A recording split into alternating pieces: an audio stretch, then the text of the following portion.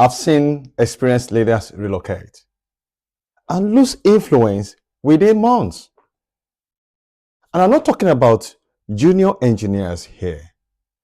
I'm talking about people who had already led large teams, experienced professionals. I myself almost walk into the same trap because nobody tells you this. Perception decides power. When I started working in a more global and regulated environment, I didn't feel underqualified. No. I had already led teams of dozens of engineers, enterprise architects, senior engineers, junior engineers. I had delivered complex systems. So I wasn't insecure, but I realized something that is very subtle. Some behaviors that previously signaled that I have strength, that I relied on, were being interpreted differently. And that changes everything. And these are the mistakes that you are making that you need to be aware of. Thinking out loud can reduce perceived authority. I'll give you my own personal example. In earlier environment, I will explore architectural decisions verbally.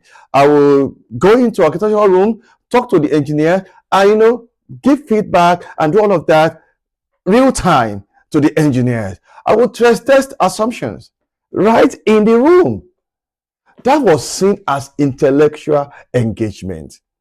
We love it and we appreciate it. But then I noticed something. In senior global architecture reviews, when I explore out options loud, the room became quieter. Not more engaged as I would have expected. Quieter. I realized they weren't seeing exploration. They are seeing something else. They were hearing uncertainty. In some rooms, thinking out loud signals intelligence. Meanwhile, in other rooms, it signals that the thinking wasn't complete before presentation.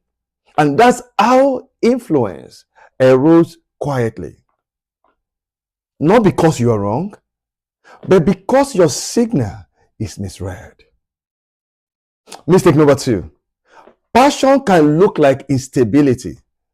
I'll give you my personal example too.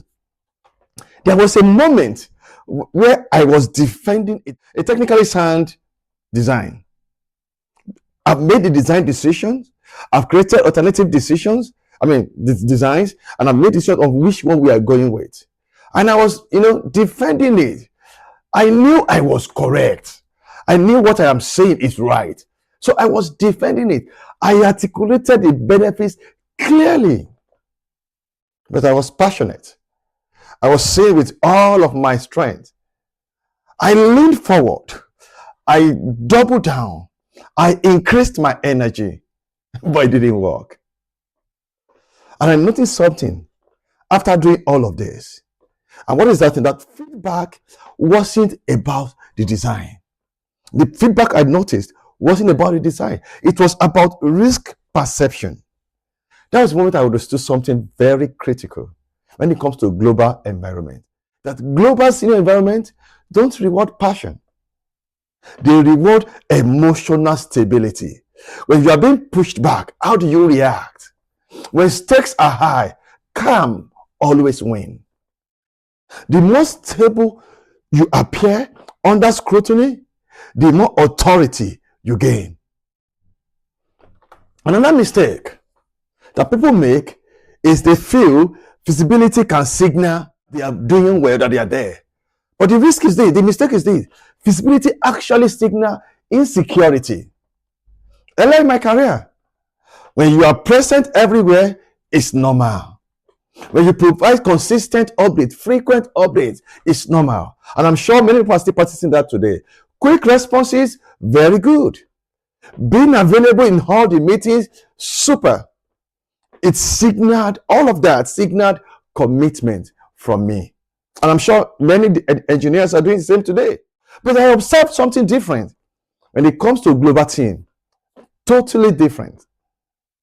The most trusted leaders were often the least visible. The most trusted leaders, they were the least visible, not absent, they are present, but not constantly present. Yeah. Their systems worked. Yeah. Their teams delivered. So nobody worried about them. And because of that, nobody worried about them. I learned something great in that. Which is, in some global environment, being quiet so many times is a sign that you are in control. And I'll give you another example. Each time I had one-on-one with my leaders, my managers, the first thing they talked about is that I appreciate the fact that I don't have to come back to you for updates. And I don't have to ask how you're doing things because you already ahead of what I'm thinking. Quietly delivers, no noise. And that is very important. If people feel the need to constantly check your work, then influence will shrink. Number 4, don't be too direct. And I learned that the hard way because I was always a direct person. Because directness can cost political control. I've always valued directness. That's my way. I do it in the meeting. I do it everywhere. If I disagreed, I say it. I said it in the past. Yeah. Not emotionally, but clearly. I articulate my thoughts together and I put it out there. In some environments, that was respected. But when it comes to global cross-functional rooms, I learned something else. Timing mattered more than correctness. Pushing back publicly at the wrong moment, even when you are right, most of the times are interpreted as destabilizing. You get that? They don't see you as contributing, they see you as destabilizing because strategic restraint increases power for you. Influence is not just about what you say, it's about when you say what you say. And that's another mistake that most make. Another mistake that people make is complexity can limit influence. When your design, your code, the output is so complex and people don't grab it quickly, it can limit your influence. It's a phase where I realized something uncomfortable. I was explaining architecture at a level only the engineers fully understood. As a matter of fact, the PO was the first person to start becoming quiet. Despite the fact that I have explained to him even before the session, we've had a pre-session. The system engineering team that deals with the hardware and the entire system that needs to be delivered, they were also quiet.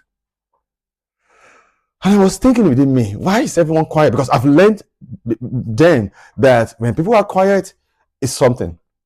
That design was accurate. But you know what? It wasn't very easy to implement. So the non-technical stakeholders, they need clarity, not depth.